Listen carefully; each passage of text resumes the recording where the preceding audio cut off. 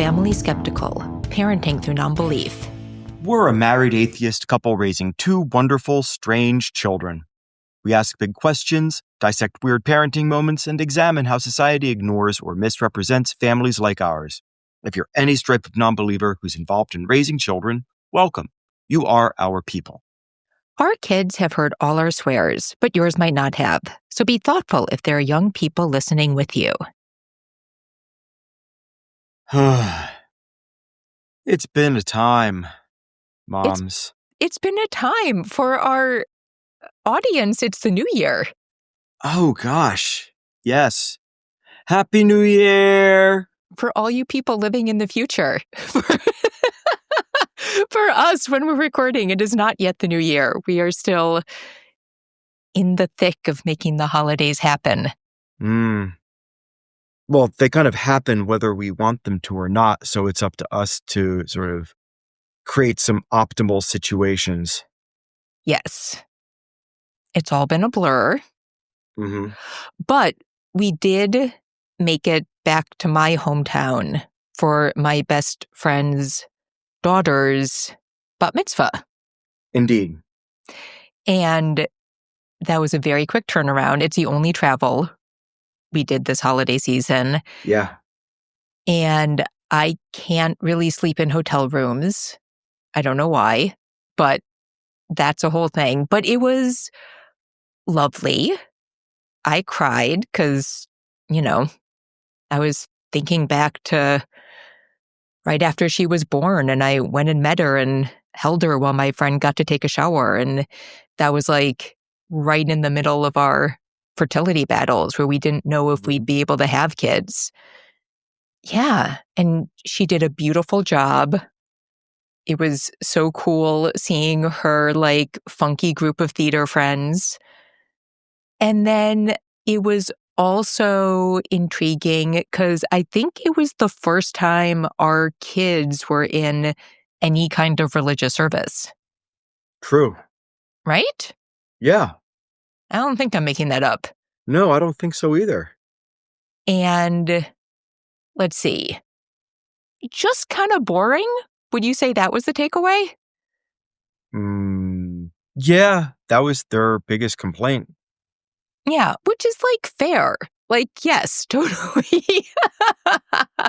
But it wasn't, I don't think it was like terrible. They made it through okay.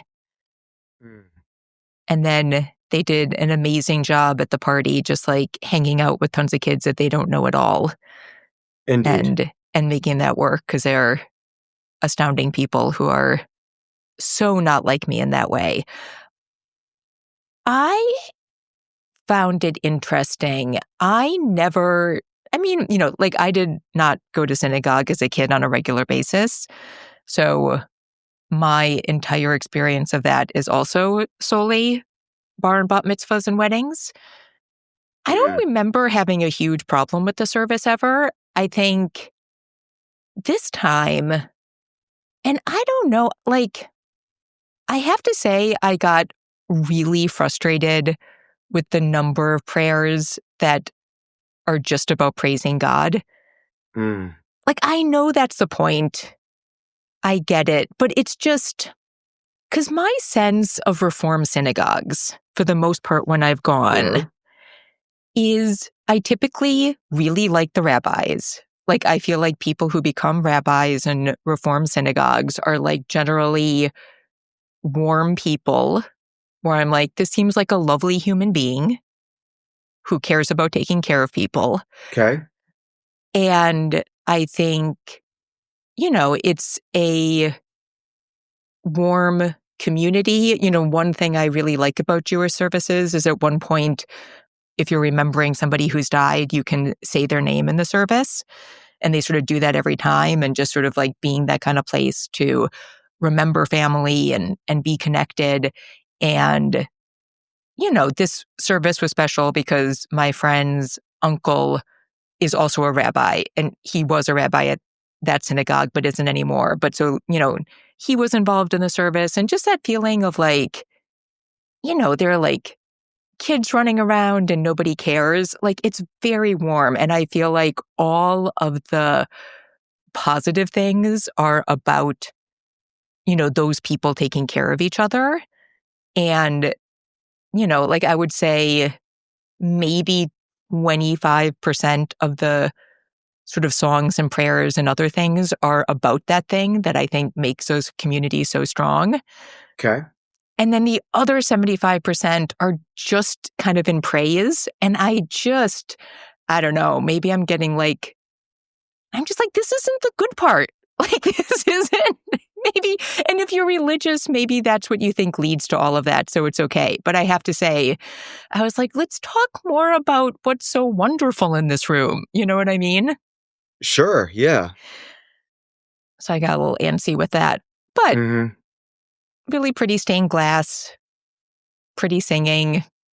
Yeah. The cantor she had a really wonderful voice. Yeah. Super cute kids. Oh, yes. So. Though the humor of a child kicking a stuffed version of a holy text down an aisle mid-service was not lost on me. Oh, it I had to was fight guffawing. That was pretty cute. But no, I didn't know what to think about the kids' experience. So it was interesting talking to them afterward, especially to he who was named Go. Now Jaeger. Because he always has been the magical thinker. He's always been the one who likes ceremony and pomp and circumstance and dressing up and ritual and stuff. But he was like, yeah, no, this is pretty boring. Yeah. I like the party. He was like, I like the party. It's like, all right, maybe we just gotta, go to a Unitarian Universalist church with a lot of sing-alongs and cookies. I actually was like, given his love of like sort of high drama, I actually would go the other direction. Like, you want him to be a Catholic? I don't want him to be anything, but like what would grab his attention? I like wonder if that like slightly more elevated. All the icons. Yeah. All the ceremonies. Having to memorize all the magic spells. Maybe. I don't know. Or Dave, have we talked to Jaeger about transubstantiation yet? We must have. Yeah. Oh, yeah. For sure. For sure. Do you think that when presented with the need to believe transubstantiation, do you think that Jaeger would actually continue to go along, or do you think that he would be like, yeah, nah, I'm good, dog? I don't think he would necessarily believe any of it. I'm just like sort of trying to think about what would be grabbing enough to make him intrigued by a service. I do think, like, I don't know, like if you had a rabbi who told one of the more interesting stories very well, like that could be, the thing with a bat mitzvah or a bar mitzvah is it's much more sort of focused on the person joining the community than the particular text being read. Mm-hmm. And so, yeah, I don't know. I mean, there are some rabbis who are really exceptional at that. And if it had been like, one of those more interesting stories told really well, I don't know if it would have been a different experience for him on that level of just sort of being intrigued by what was going on. But yeah, they got their first experience of that under their belt. Yep. Well, see, I think there will likely be another one coming up soon that'll probably be an even sort of more intense, bigger affair. So it'll be interesting to see if their opinion changes in any way with that. True. Well, also, that one will be with my family. And so I don't know, like they met the kids afterwards, but like they don't have a relationship to any of the people who were there at the service. Sure. So I don't know if it'll feel different when they're like with more family that they know. Makes sense. I don't know. It'll be interesting. Yeah, it will be.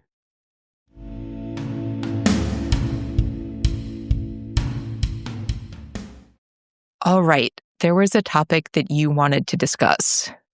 Yeah, and I didn't know where the conversation would go, but I think it's really interesting that those of you who don't know who Candace Owens is, she is this, you know, super conservative, alt-right conspiracy theorist who has a platform of some note. And, up until relatively recently, if I just said those words, then you would assume that every other person that would enter into some sort of vague Venn diagram with anybody like that would be, they would be supporting each other. They would have each other's backs. They would be ideologically in lockstep. And Candace Owens has been pushing like conspiracy theories about Charlie Kirk's death, to which Erika Kirk is like at odds with her about it. And I just think it's really interesting because, if Candace Owens already was pushing conspiracy theories and weirdness, that obviously like was rife with logical fallacies. But then all of a sudden, the logical fallacy is turned on somebody who's a conservative darling. And we don't see this that much. We had like the Marjorie Taylor Greene new grift trying to salvage some semblance of a career post-Trump. I have no confidence that she's actually having a quote unquote come to Jesus moment. I just think that she's predicting that MAGA isn't going to be around forever. But in this case, it's just really active. Candace Owens has an active career with an active audience. And, Erika Kirk is on this weird, Christian nationalist ascent. And I don't know, like we started this podcast way back when, pondering what to do when teaching kids about logical fallacies. And this is just an interesting moment, in my opinion, where a logical fallacy aimed at a person who, has now taken up the mantle of her husband's business, which was rooted in logical fallacies. Most notorious being straw man. I don't know, it feels like something we should talk about. But I don't necessarily know like the entry point to a conversation about it other than this weird thing is happening. It's like a cultural touch point on a cultural touch point. What is the main conspiracy theory that Candace Owens is pushing that Erika Kirk does not like? She spoke about this witness who says that he saw Erika Kirk in a restricted place at the event just hours before Charlie was shot. Then Candace said that these claims come from a former special forces operative who identified as only Mitch. Said he saw Erika Kirk with Charlie Kirk's head of security at a military base in Arizona. And Candace Owens said this was like this eyewitness account. She shared this eyewitness account on her show, that it wasn't this official finding, right? Mm-hmm. There's no confirmation from police or any sort of like federal agencies about this. But it's a huge allegation that, Erika Kirk was meeting with somebody who potentially would have been in a position to like stage a hit on her husband. And then if you look at the aftermath of the Kirk shooting, she has like doubled the business. Mm-hmm. And now it's all hers. It's just, I find myself nodding along enough where I'm like, you know what? These people are so shameless, I wouldn't put it past them. But then I'm like, that I can't bring myself to actually do that. Because I just can't. Like, there's no evidence for it. And that's a big leap.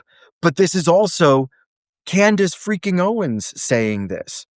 This isn't just some like random podcaster trying to make a buck. Candace Owens already has a career. She's just turning like her lens on one of quote unquote their own. Mm-hmm. And it's just, I think, like, considering how much of a Christian nationalist Charlie Kirk was, and how Erika Kirk might be even bigger one, and how Candace Owens has supported white nationalism. It's just a very interesting circumstance wherein they're eating their own. And sure, I'm here for it, but what does it mean culturally, and what will the fallout be? Do you think, well, one of the more sort of strange moments in all of that, I've made it clear that I listened to Alisa Childers. And very early on, there was a guy close to Charlie who people said was like making gestures or something. And very early on, Alisa mentioned that that was actually, oh God, who's the guy that she works with so much who's so awful? Anyways, From which organization? Are you talking about like Matt Walsh? no. Okay. Nick Fuentes? No. Oh no, Nick Fuentes isn't awful. No. Oh, he is awful, but he's not the kind of awful that she does events with. It's, what's his name? It's Let what's me his see. name? Frank Turek. Oh God. It was really? Frank She Turek. does stuff with Frank Turek? Yeah, they have a whole speaker series. I mean, a speaker series is really like loose use of that term. Wow. That's what information is given that the people there don't already believe. Well, that's a whole different question. But the guy that people thought was like maybe involved or doing gestures was Frank Turek, which I just think is like such a weird, I don't know. That is hilarious. Yeah, it was. So she's like, I have to debunk this. So I sort of feel like the conspiracy theories were just strange from the beginning. No, but the dude, like the guy in question that Mitch was talking about is like this dude in a ponytail. I don't know. It's all so strange. And it's just like weird, fallacious stuff coming from people who already do weird, fallacious stuff, thus elevating this weird, fallacious stuff to like this whole new weird, fallacious level, I thought was worth it on a podcast about skepticism. Well, I think it just shows that, like, if you're willing to come to conclusions without evidence, yep, like that can break a lot of different ways. Sure. Because, and it was a big moment. Like, I guess it kind of makes sense that somebody who already thinks that way would see this big event and say, oh, it's a big event. There must be a big whatnot behind it all. I don't know. Yeah. Like, I don't think that way. At least I don't think I think that way. So I don't know how you get to, oh, like it's the same thing as like, oh, 9/11, of course it was an inside job. Right? Yeah. Like, how do you, like, I don't know how you get there. Just sometimes bad stuff happens and people are shitty and people have broken brains and they do shitty things. And it just, like, it is what it is and the universe doesn't care. And we're one planet. You know, it's like the whole, the epiphany that astronauts can have or are known to have and then talk about, you know, when they're, I forget what there's like a term for it, but you know, when you're up in space for the first time and then you look down at the Earth and it's just floating like a little bubble in the void of space. And you realize how alone and lonely the planet is and how all of the wars and hardship and joys and triumphs, they're all just contained to this thing that's receding beneath you. And that it just gives you this sense of perspective that is unmatched. Yeah. And I see these things and these people like bickering about this stuff. And it's like, let the people that liked Charlie mourn, right? Mm-hmm. Let the people that disliked Charlie say their piece if he really is this champion of free speech like you claim he is. Honor his legacy by not like jumping on people who are like, you know what, he wasn't good. Yeah. It just like take a breath and realize that he's just one more human being dying on a planet that's the only place where human beings likely exist. And find a way to coexist a little better. So that way these sorts of things don't happen in the future for disagreements over words and ideas. Yeah. I mean, it's strange coming from Candace Owens because if it was somebody else, Mm-hmm. I might lean more heavily into the fact that I do think Erika Kirk is a complex figure for that movement.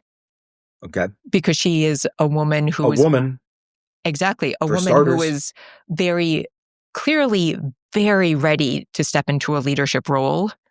And I'm not going to talk about her grief process, but I would say It's an interesting grief process. it's a grief process the likes of which I have never seen, and I've seen people grieve.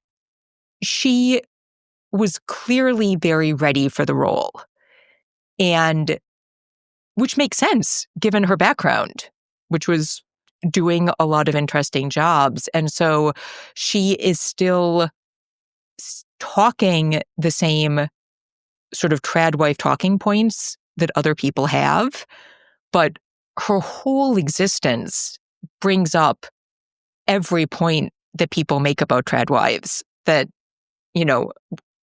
even a woman managing the home manages a huge amount, and tons of people pushing these talking points are extremely gifted businesswomen. And so she is sort of an extreme of that example. And so if it was somebody else, I might say this is a very interesting way to push back against somebody who is sort of ultra complex when it comes to all of these points that conservative Christians are trying to make. Candace Owens I just haven't followed her enough. I don't know if that's really her project in everything. So I don't know. I just don't know. But I think it's going to be the rights relationship to Eric. I'm just how that all plays out is going to be interesting. It could also be that Candace Owens is just using the moment to distance herself from that side of MAGA, to give herself a little bit of daylight, like what Marjorie Taylor Greene did, and trying to position herself as being independent. I don't know, different, independent, or a little bit more moderate, or less Taliban-like. I don't know. Or maybe it just was a really good way to get clicks at a certain moment. It could be that simple. Yeah. Grifters got to grift. I don't know. It is... Maybe Erika got offended because somebody was trying to grift off her grief grift. Did you see the speech she gave where she accidentally said grift instead of gift? Yep. Yeah. Paging Dr. Freud. Anywho. These people are just, if they weren't so damaging, they would just be a wonderful parody of everything that we try to warn our children about when it comes to organized religion. Yeah. And dogmatic systems in general.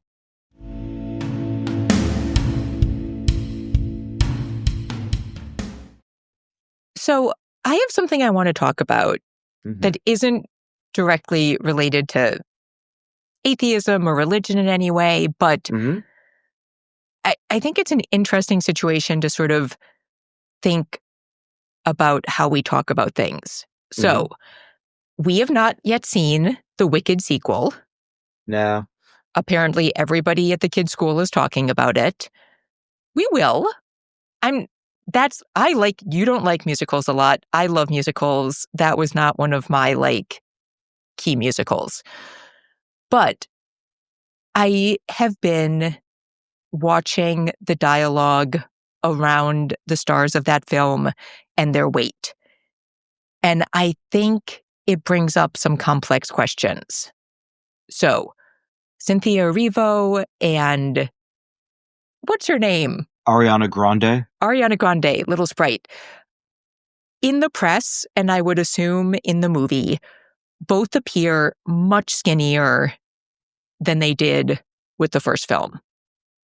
And there has been a lot of dialogue about it.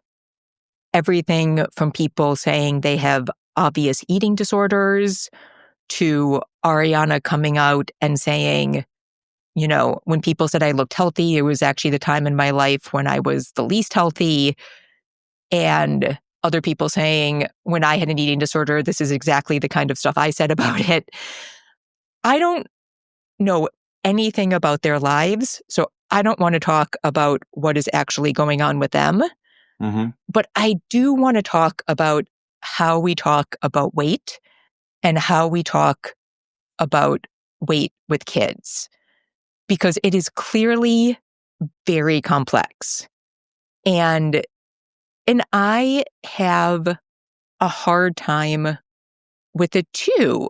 I think, I don't know, to start out, I know like you've had some journeys. Did you have any weight anxiety as a kid?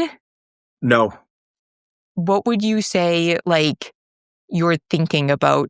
Did you think about weight at all when you were young? Or like... No, not as much. It wasn't until I got to 30 and my metabolism hit a wall Mm-hmm. and I really started to gain weight that I became aware of it. And it wasn't until a prospective client that I was trying to enroll and failed. Mm-hmm. When he was asking about how the program would help you with your physical health. And I was talking about all the ways it would. And he says, but you're carrying a little bit of weight, aren't you? And Ugh. yeah, but the thing is yes, I know they're not synonymous. But until then, I hadn't considered it. And I was still eating like I used to and all that. And so I didn't necessarily put it together. And then I realized that I was. And that's when I started my weight loss and fitness journey. I reformed how I viewed physical activity and food. And it stuck. And I'm very fortunate that it did. Because I know a lot of people struggle with it for a long time and forever. But it wasn't until that moment that I was aware of it. And then the deeper I got into fitness, my autistic side honed in on the process and results. And then in getting granular about the process and goal setting, that's when I started to scrutinize my body more.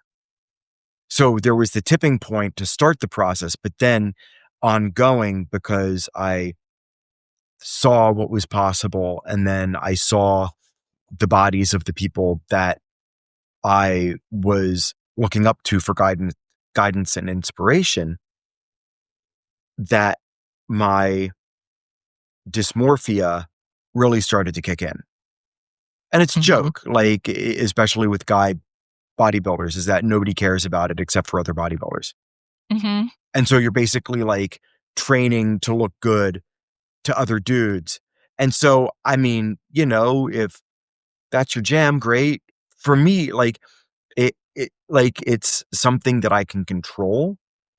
And so it's less about that, though that's part of it because I want to impress the people I looked up to with my results. But it's not something that I ever thought about before I started my fitness journey. Like I wasn't losing sleep at night, like pinching my body with calipers in a mirror. You know what I mean? Mm-hmm. Yeah, I think I've been thinking about it because now with GLP-1s being so much more common, Yep. several podcasters I really respect have gone on them and been open to talking about it. And I think I had like a slightly different trajectory than a lot of women, because I know a lot of people who I've heard talk about their weight and using them, particularly people who weren't like, these aren't people who had like what would be considered like much larger bodies, like people who were looking to lose smaller amounts of weight. I feel like a lot of women had a period where they had much smaller bodies and then struggle with weight gain later in life and are kind of trying to get, if not get back to some version, like get closer to that period where they felt more comfortable with their body. Mm-hmm. I was like the heaviest in high school. And then partially through like, I was like not a sports kid, not interested in any of that. So in college, I had a very intense surgery. And when I was recovering from it, I realized that like, if I had been stronger going in, I probably would have, like that recovery would have been easier. And then I started weightlifting and doing some things. Mm-hmm. And then I am a woman, and I feel like a lot of women, like I've definitely had times in my life where I had less of a healthy relationship with weight. Like senior year, I really did not eat a lot and lost a lot of weight. I had a weird period where we took a trip to China and I lost a lot of weight just because like we were traveling in big groups. And like when you're I think anytime you travel in a big group, like you are not going places with the best food because like good restaurants can't seat huge numbers of people. But just for like a ton of reasons, I just like lost a lot of weight on that trip. And then when I got back, it was very sort of scary to think about regaining it. And I definitely did some unhealthy behaviors around that. But then through the exercise program I do now, Mommastrong, they've sort of disbanded it, but they did a whole thing with nutritionists where they talked a lot about intuitive eating, which is very different and was like very helpful. And I also, like, I think just because of like hormones and other stuff, after Jaeger was born, I lost weight so fast. I don't think it was healthy. I think it was because my body was in crisis, but I just like dropped baby weight very fast. And so I was sort of my like skinniest after that due to, I did exactly what I did after Rita was born and just had bodies are so weird, like drastically different results. Sure. And so, you know, so it's weird. So like I'm not at my skinniest. I was probably skinniest in that period after Jaeger was born, but like, I don't have any like ideal to get back to, you know? So like in a way, I'm like, I'm not taking injectables to like, I'm like, I'm fine. I'm probably, you know what I mean?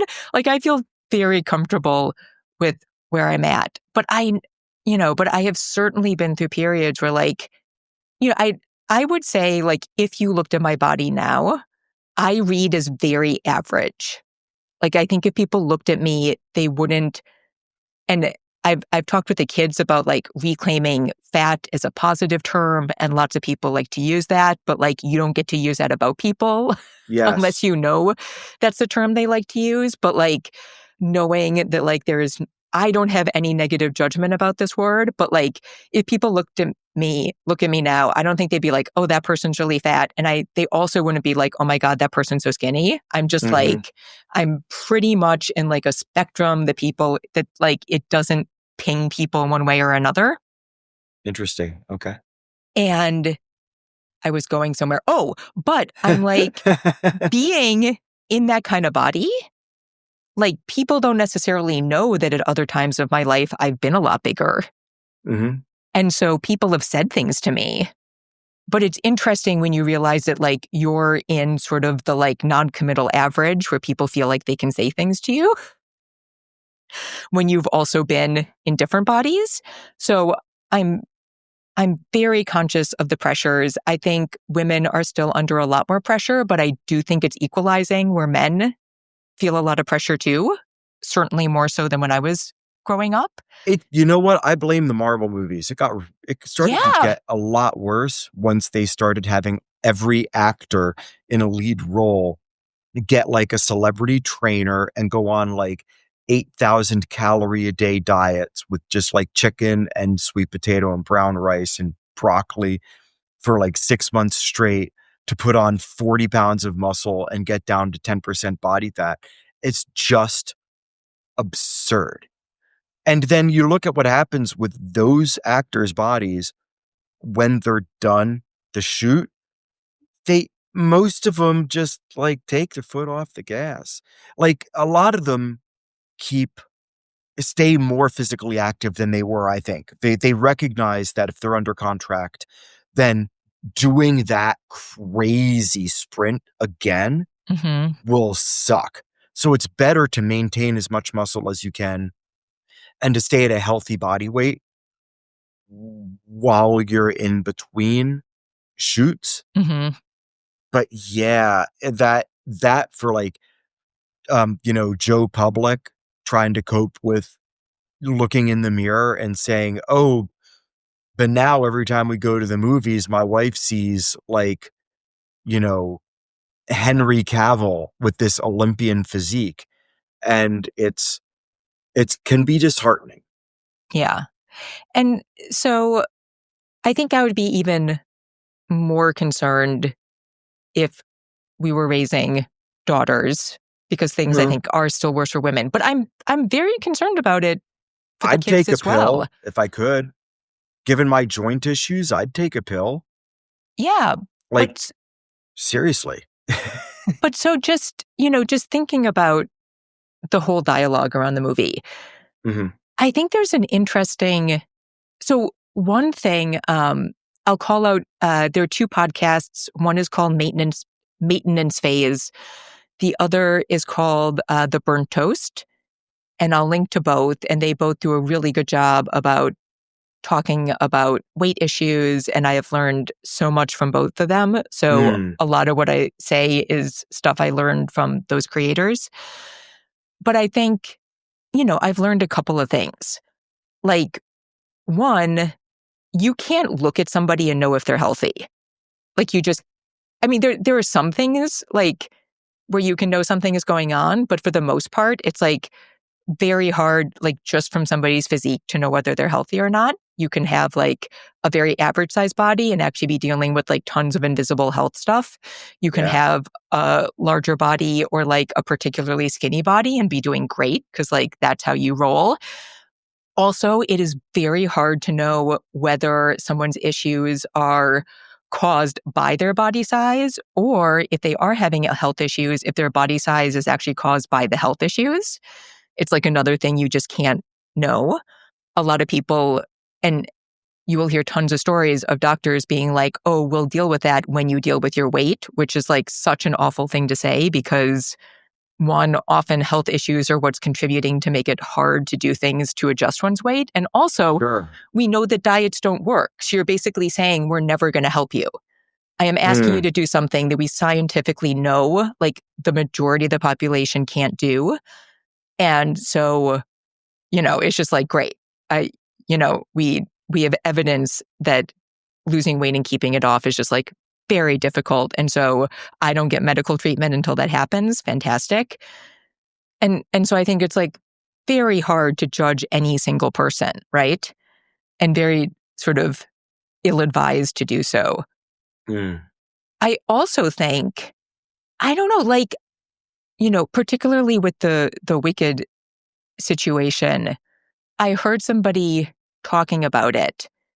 And I don't know if there's a place to say, like, we have no way to know what is happening with these women and to judge them. Oh, yeah. But what I can say is that for many people, if they looked like these women looked, not them in particular, because everybody is different and everybody's body is different, but for many women to get to the appearance that these women have would be very unhealthy for these bodies. Yes. Because we have gone through periods where fashion has presented images of women that for the vast majority of women would take very unhealthy actions to achieve. Mm-hmm. And I just don't know what you thought about, like, it's like a fine line. You know what I mean? So, like, is there a way to sort of split those things and say, like, we don't judge individuals, but, like, also let's not take this and then make it the physical ideal? That's it right there. And then I would take it one step further and say, if they were on meds, they were getting them from a doctor. So they had a conversation with the healthcare professional about this. That it wasn't just like they go to a Walgreens. Now, that said, when you are a celebrity, you can get a doctor that will do the thing that you want, I'm sure. Mm-hmm. So that can be sort of like a false positive, wherein they could have, both of them, some sort of neurosis that's being, facilitated, supported by a medical professional or a team of medical professionals who just want the money for it, which, I mean, wouldn't be out of the realm of possibility either.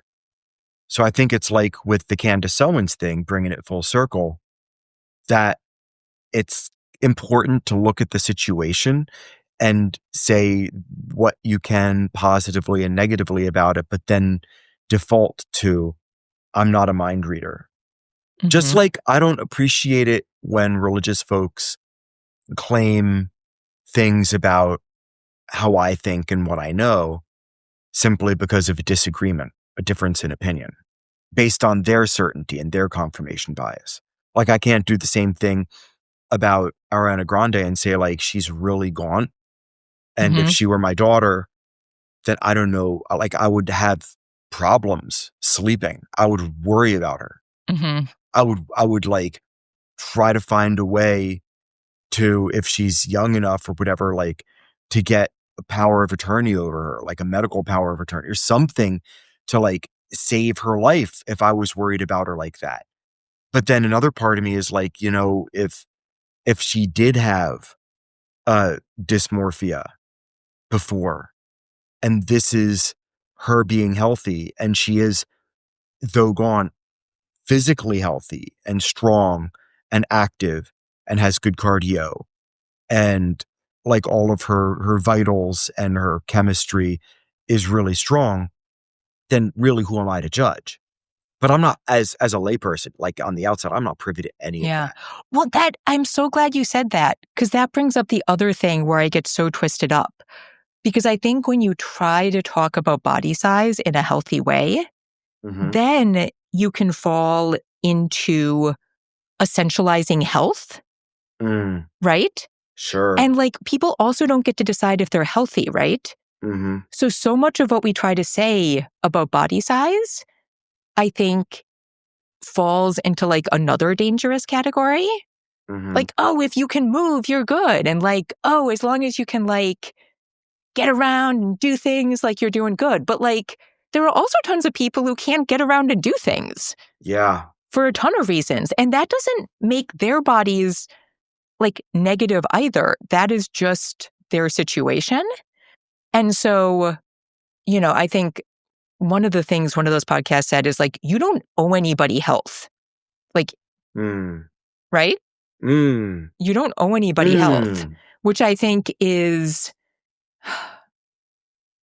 and again becomes a difficult thing with kids, because you want to encourage them to do things to promote their health, but also not to create a way of looking at bodies where you do make that the ideal, and then other people who are dealing with things that like are not going to have them in a healthy body. Do you know what I mean?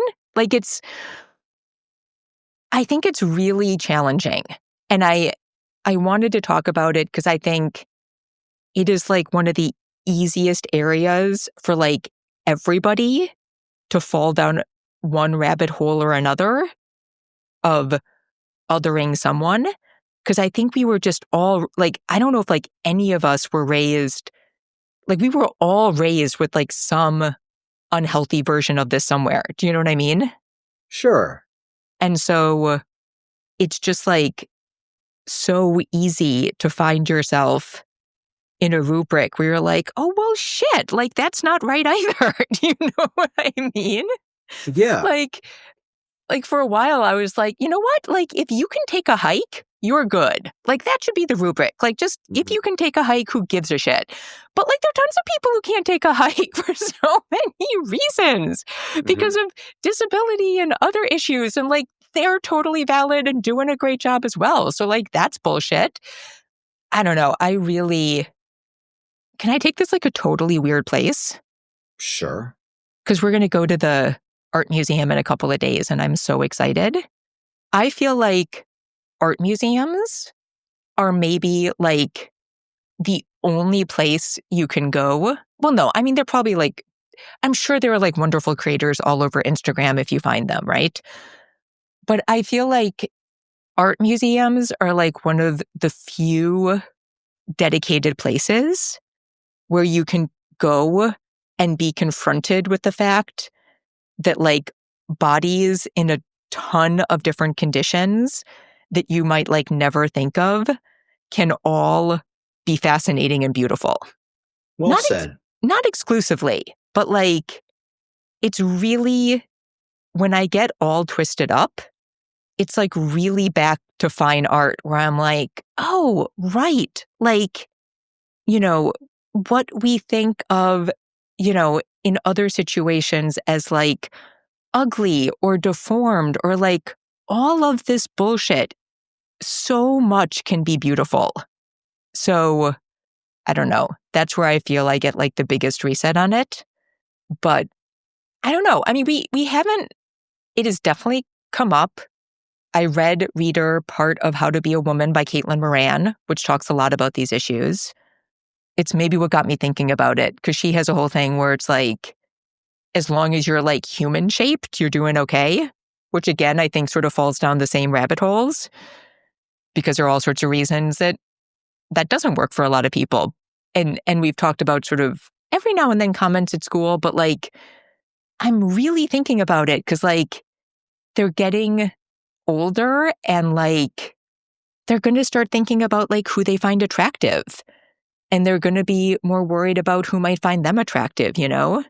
And so I'm just like gearing up for more complex thoughts and questions in this vein. Yeah, it's interesting to be sure. There's one thing that I do want to push back on, which is the idea that you don't owe anybody health. I get the sentiment that your body is your own, but also if you're a parent, to be an effective caregiver, you have to be there for your child. And so part of that is having like a baseline level of physical health and wellness that allows you to be present for your child. So like if you're a parent, I would argue that you have an ought. You ought do your best to be as healthy as you can be, not just to be present to help your child survive and grow, but to help your child, like help model good behavior to your child. So that way, when they're on their own, they can flourish as much as they possibly can. But that doesn't mean that there's like this absolute, like you have to get to level 17. Like it's different for every person. So in that regard, you don't owe your story is what I would say. You don't owe anyone your health story. But I think that if you have people in your life who rely on you, like we do as parents, that if you have people in your life who rely on you, then your health is a big part of their life.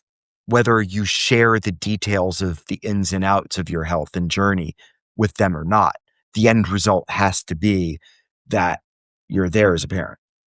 Yeah, I mean, I get what you're saying, and I would also push back that I know a lot of creators who, people in wheelchairs, right? People who have diagnoses of AIDS that they're managing. Yeah. people That's that not have pushback. That's agreeing with me. no, no, Like no. they're managing their aids. You're in a wheelchair, but you're not like in a wheelchair and then saying, "Oh, I can't do anything because like you can And have a life and and I know you what can." you're saying, Yeah. but all of these people have talked about people questioning their decisions to have kids, Mm. Yeah, Be- that is horrible. You shouldn't. right? Yeah, that's horrible. For And sure. so I think we just have to be careful because the reason I think it's such a minefield is that whatever you come up with, it just I just feel like it's an area where things lead to judgment so fast. Mhm. We are so, and I think like part of it is the wellness industry because it's built like it Well, that's how they functions make their money. They're like, exactly. It "Here's this image functions you will on, never achieve. yeah. Now here's a pill that will make you think you have a chance at achieving it." And so, yeah, it's just based on an idea that like it's all your choice and what you do. But it's And about like, optimization though. Like you can be in a wheelchair and be in like a sports league, right? Like you could have but you um can also be in a wheelchair and have other health and have issues other that health make that issues that prevent it impossible, impossible, right? right? Like, But so, still you like from where you are to be there as much as you possibly can and effectively as you can. It's all as you can is the important part. yeah. So you have a baseline and then you owe it to the child that relies on you to raise that baseline as much as you possibly can, right? And it's about balance and it's about being kind to yourself and being realistic, but the action that you take is part like I view that as love. Hmm. Like, I'm never gonna be able to do things that I used to be able to do. I'll never, ever be able to do things that I see some other people doing, and I've accepted that. At the same time, I do wanna be as healthy and strong as I can for as long as I can, so I can do things with the kids, right? Hmm. But I appreciate that not everybody has even those capabilities. Like, what I would consider to be diminished for other people would be, like, incredible, life-changing, and that's not lost on me either. It's just that, like, whatever my baseline is, as my joints start to fail, I have to I have to continuously try to raise it because if I don't, then I fear that I'm going to start make excuses as to why I can't or shouldn't or whatever. And that's a slippery slope because you can justify that based on, your body aging, which it will, Hmm. and it'll fall apart. Doesn't matter how strong you are, like your body will fail. And, it's a refrain that you can start to repeat to yourself. I don't know. It's an interesting conversation. I think we might circle back to this at some point. I want you to keep me filled in on what you talk about Yeah. with the burnt toast and And, stuff. and I think just like as a country, with the GLP-1s, we have never been in a place where like, and one, they don't work for everybody. People think they like work for everybody. They don't. But I think we're getting, we had like a little period where body acceptance was more sort of the norm or what Yeah, people were pushing for. sure. And now that we have another situation where I think a lot of people are seeing it as like, well, you can just choose to like do this thing and then you'll be smaller. I don't Mm, know where it's going to push the conversation. So, mm, or expectations. yeah. So I'm, yeah, it's hard. Maybe give another 150 years and then big bodies are going to be all the rage again. But like really big, like 7 feet tall. Yeah, remember back when Alona Mar was what was this Amazon whatever? Yeah, she's a midget. Yeah, I don't know. Like, Who knows? who knows? Oh, man. But yeah, we are cursed with all of this because there's so much of this that actually is usable by regular old people to help their lives get better. Hmm. But then other people will use it in an abusive way, or they'll just take they'll have the wrong takeaway, and they'll end up, like punishing other people for not looking a certain way, and Yeah, I want you to keep me filled in on this stuff. I think we should circle back to this. So I'm going to think about it some more. Yeah. Oh, and I didn't even think about it. It's like it's the new year when people make these sort of resolutions. So we've talked about this in the past. Yeah. I can't stand resolutions. Yeah. But anyways, maybe my resolution will be to be kinder about other people having resolutions and being more supportive and open-minded about their resolutions being perhaps the start of them accepting that they might not need to think about their life in terms of, I have this big sort of desk clearing once a year and maybe some of it sticks. How about we all make resolutions to support the arts? I'll make resolutions to support all sorts of things, given the world we live in. Yeah. But on that note. Yeah. Speaking of the arts, we need to thank Jonathan Zalbin and First Frame Music for the music for this podcast. That wraps up this episode of The Family Skeptical, where nothing is sacred except for our kids.